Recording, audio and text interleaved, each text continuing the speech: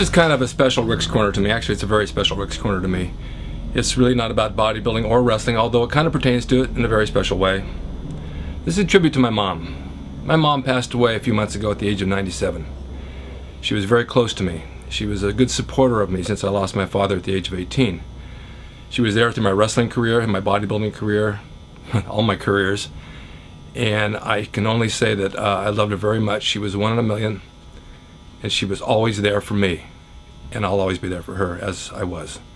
So I just wanted you to see a little interview she did on a documentary about me to give some insight. Many of you know her, and you had a relationship with her, and you liked her, you guys were friends. I used to take her to the gym with me, and she'd hang out, even in her 90s.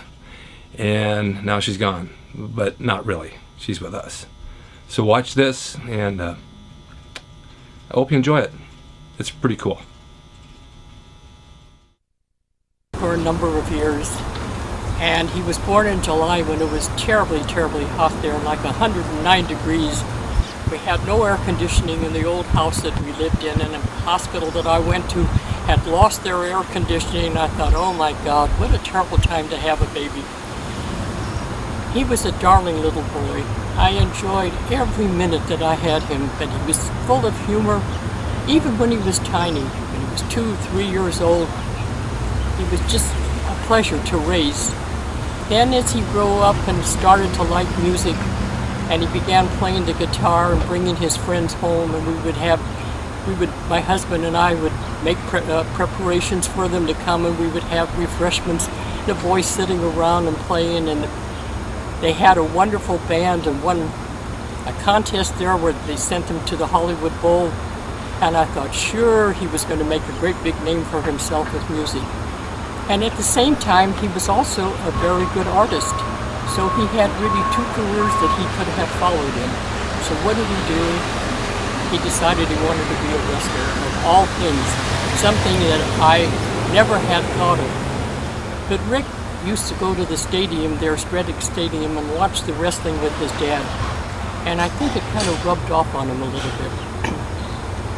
So I had a job at that time with the Broadway department store there in Bakersfield, and I would be off like on Thursdays. So I would drive into LA with him. We would go to the stadium, and I would sit there while he was learning how to wrestle with this woman teacher, all by myself, sitting in the back seat of the stadium and listening to the falls and the knocks and the things on the ground and thinking, oh my God, he's never going to come out in one piece. But he did learn.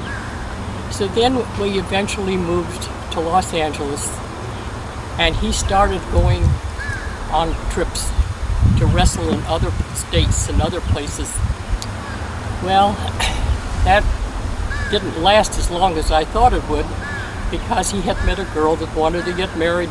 Her folks wasn't really in favor of that. And so after they were married, he decided he was going to take it up again, so she went with him. And they toured all over the United States until my little grandson was born, and then they settled in Santa Monica. Then he decided maybe he'd like to be an actor instead of a wrestler.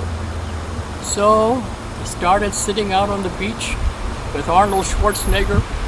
At that time he wasn't a real popular star, but he was starting out too. And they got calls and they got day work on different things that they did, and little by little he worked himself into doing that, into doing commercials, and this has been his life, and this is what he has been doing ever since. And I feel that he's really been successful in, because he's done it all by himself. Nobody's helped him. He has a great personality. He's funny. That's the way he was when he was little, funny.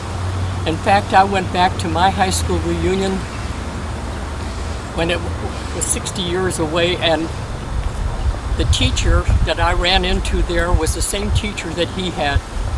And the first thing she said to me when she saw my nameplate, oh, you're Rick's mother. Is he still as funny as he was when he was in school? Does he still have the same humor? I said, he never has lost it. He never will lose it. That's just Rick. That's my son. I remember on the 4th of July when Rick was around 20, 21, it was the first time that he was going to really work somewhere. He had a job at the bank, and he was going to be able to start the next day or 2 days later. So we were going to have a barbecue and go out to the country club to watch the fireworks. Well, my dear son wasn't too experienced with the barbecue. He had everything all set, the steaks that we were going to eat. And when he ignited it, he ignited himself too, and burnt his arm from his wrist up to his shoulder. Everything blew up, the steaks, the whole bit. So instead of watching fireworks, I sat in the emergency ward with him until they could bandage him up and really make him whole again.